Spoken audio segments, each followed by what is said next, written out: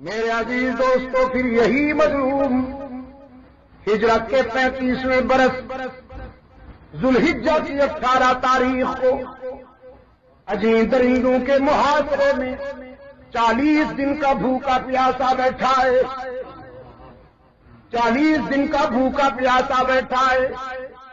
جو کنواں خرید کر عثمان نے امت کے لیے وقف کیا تھا، منافقین نے اسی کنویں کا پانی عثمان پہ بند کیا۔ حضرت عثمان اپنے مکان کی چھت پہ آئے، فرمایا 3 باتوں کی وجہ سے کسی کی جان لی جا سکتی ہے۔ ایک یہ کہ کوئی مرتد ہو جائے، مرتد کی سزا قتل ہے۔ دوسرا یہ کہ کوئی کسی کو ناحق قتل کرے تو قاتل کی سزا بھی قتل ہے۔ تیسرے یہ کہ کوئی زنا کرے تو زانی کو بھی سنسار کیا جاتا ہے۔ تو اب سنو، میں اللہ کو وحدہ لا شریک لا مانتا ہوں، رحمت للعالمین کو اس کا آخری رسول مانتا ہوں، قرآن کو تا قیامت حجت مانتا ہوں، قیامت پر میں ایمان رکھتا ہوں، فرشتوں پر ایمان رکھتا ہوں، اور ان 40 دنوں میں آزمائش کے جس مرحلے سے گزرا ہوں میرے ایمان میں کمزوری نہیں آئی، مزید مضبوط ہو گیا ہے۔ آگے سن، کسی کو قتل کرنا تو کجا، میں نے آج تک جب سے بالغ ہوا ہوں کسی کو گالی بھی نہیں دی۔ اگر کوئی ہے جسے یہ شکوہ ہو کہ میں نے اس سے زیادتی کی ہے تو تم میں سے سامنے آئے۔ تیسری بات، زنا۔ حضرت عثمان رضی اللہ تعالیٰ عنہ نے فرمایا جب سے بالغ ہوا ہوں زنا تو کجا، جب سے میں نے حد بلوغ میں قدم رکھا ہے میں نے آج تک کسی کی بیٹی کو غلط نگاہ سے بھی نہیں دیکھا۔ تو پھر کس برتے پر میری جان لینا چاہتے ہو؟ منافقین نے کہا اقتدار ہمارے حوالے کر دیجئے، خلافت ہمارے حوالے کر دیجئے، پھر آپ محفوظ ہیں۔ حضرت عثمان نے فرمایا جان میری اپنی ہے، وہ دے دوں گا، لیکن خلافت میری نہیں، محمد کی امانت ہے، وہ تمہارے حوالے نہیں ہونے دوں گا۔ تکبیر، جان عثمان ذوالنورین۔ حضرت علی رضی اللہ تعالیٰ عنہ دوستوں کے ساتھ تشریف لائے، آنکھیں برس رہی ہیں اپنے بھائی کی مظلومیت دیکھ کر۔ عرض کرتے ہیں امیر المومنین آپ کی مظلومیت ہم سے دیکھی نہیں جاتی، خدا را ہمیں اجازت دیجیے ہم ان مٹھی بھر مفسدین کو ٹھکانے لگا دیں۔ حضرت عثمان رضی اللہ تعالیٰ عنہ فرماتے ہیں علی بھائی بڑا آسان تھا، میں آج سے بہت پہلے کہہ سکتا تھا، میرے پاس اختیار بھی ہے، فوج بھی ہے، لیکن نہ پہلے اجازت دی تھی نہ آج دیتا ہوں، اس لیے کہ یہ میرے محبوب کا مدینہ ہے، میں یہ گوارا نہیں کرتا کہ اپنی جان بچانے کے لیے محبوب کے مدینے کی گلیوں کو انسانی خون سے رنگین کر دوں، جان دے دوں گا لیکن محبوب کے شہر کو انسانی خون سے رنگین نہیں ہونے دوں گا۔ اور پھر فرمایا علی گھبرائیے نہیں، میں بھی منتظر ہوں، آپ بھی انتظار کیجئے۔ ابھی کچھ دیر پہلے نیل بے ہوشی کے عالم میں، غنودگی کے عالم میں مجھے آقا نامدار کی زیارت ہوئی۔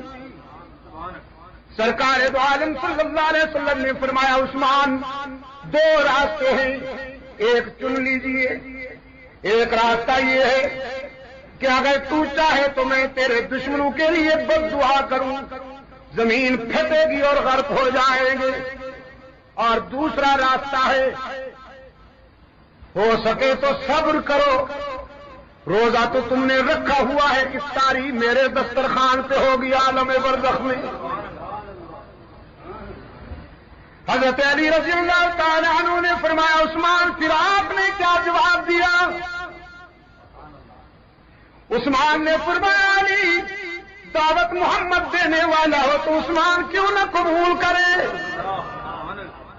میں نے عرض کیا میرے آقا صبر کروں گا، صبر کروں گا، میں ان کے لیے ہلاکت کی دعا نہیں کروانا چاہتا، میں تیرا غلام ہوں، اور آپ نے بھی طائف میں پتھر کھا کے دعائیں دی تھیں، صبر کروں گا، اور اگر اللہ نے چاہا تو آپ کے دسترخوان پہ افطاری ہوگی۔ فرمایا علی اب میرا ایمان ہے زمین و آسمان کا نظام درہم برہم ہو سکتا ہے لیکن کملی والے کا اشارہ غلط نہیں ہو سکتا، میں بھی منتظر ہوں، تم بھی انتظار کرو۔ نماز عصر پڑھی، نیا لباس پہنا، تیار ہو کے بیٹھے، تہبند کی جگہ پاجامہ پہنا، بالکل تیار ہو کر بیٹھے، چمڑے کے گتو پر لکھا ہوا قرآن کریم، بڑی تختی والا قرآن کریم کھولا، چوائس تھی نا، بھوکوں کو کھانا کھلانا، غریبوں کو کپڑے پہنانا اور ڈوب کے قرآن پڑھنا۔ اب دیکھیے تیار ہو کے بیٹھے، روانگی کے لیے سفر کی تیاری ہے، بڑی تختی والا قرآن کھولا اور شروع کیا، سورہ فاتحہ سے شروع کیا، ابھی پہلا سپارہ ختم نہیں ہوا، پہلے سپارے کی آخری آیتیں ہیں کہ قاتل مکان کے عقبی حصے سے کود کر اندر آئے، اور قرآن کی تلاوت میں مست عثمان، 40 سال کے بھوکے پیاسے عثمان، رسول اللہ کے دوہرے داماد عثمان، امت کے محسن عثمان، بیر روما خرید کر کے وقف کرنے والے عثمان، مسجد نبوی کی توسیع کرنے والے عثمان، اپنا سب کچھ رسول کے قدموں میں لٹا دینے والے عثمان کی زمین پر لوہے کی سلاخ ماری ہے اجمی درندوں نے، سبائی تاریخ کے آدم خوروں نے۔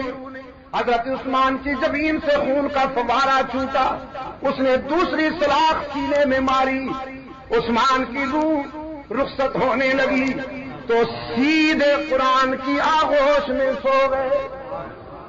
قرآن نے عثمان کو اور عثمان نے قرآن کو سینے لگا کے دوستی پکی کر لی۔ اور میں کہا کرتا ہوں عزیز دوستو، حشر میں شہداء کی شہادت کی گواہی مختلف چیزیں دے گی، لیکن تنہا عثمان وہ خوش نصیب ہے جس کی شہادت کی گواہی اللہ کا قرآن دے گا۔ عثمان نے جان دے دی لیکن خلافت اسلامیہ کو منافقین کے حوالے نہ ہونے دیا۔ میرے عزیز دوستو، اجمی درندوں نے عثمان کا گھر لوٹا، عثمان کی آبرو پہ ہاتھ اٹھایا،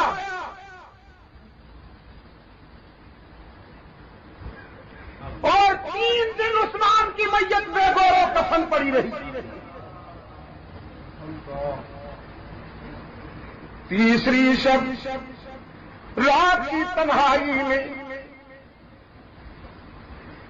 حضرت علی رضی اللہ تعالیٰ عنہ کی موجودگی میں رات کی تنہائی میں حضرت عثمان کی میت اٹھائی گئی۔ حضرت ابو ہریرہ زارو قطار رو رہے ہیں، فرماتے ہیں آج آسمان کیوں نہیں پھٹ جاتا۔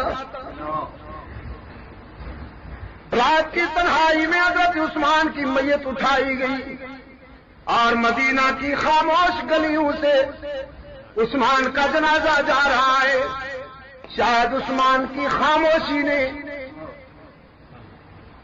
عثمان کے سکوت نے مدینے والوں کا شکریہ ادا کیا ہو کہ اچھا صلہ دیا تم نے میری وفاؤں کا۔ منافقین نے روضہ رسول کے قریب بھی عثمان کی میت نہ آنے دی، جنت البقیع کے ایک گوشے میں عثمان ہمیشہ کے لیے سو گئے، لیکن لکھ گئے اپنے خونے جگر سے تاریخ کے صفحات پر نقش کر گئے کہ خدا سے ڈرنے والے موت سے ہرگز نہیں ڈرتے، خدا سے ڈرنے والے موت سے ہرگز نہیں ڈرتے۔ شہداء اسلام ہماری متاع عزیز ہیں. وہ عثمان ہوں، فاروق اعظم ہوں، سیدنا حمزہ ہوں، یا کربلا کے شہید ہوں، یہ سب کے سب ہماری متاع عزیز ہیں. ان کی سیرت و کردار روشنی کا مینار ہے. آج بھی بھٹکی ہوئی انسانیت اگر منزل کا نشان پائے گی تو انہی کے کردار کی روشنی میں ہی پا سکے گی. سرکار دو عالم صلی اللہ علیہ وسلم نے فرمایا میرے صحابہ ستاروں کی مانند ہیں، اس کو جب بھی رہنما بناؤ گے راستہ پا جاؤ گے. راہ ملتی ہے سب کو تاروں سے اور ہدایت نبی کے یاروں سے. اللہم ثبتنا علی صراط المستقیم.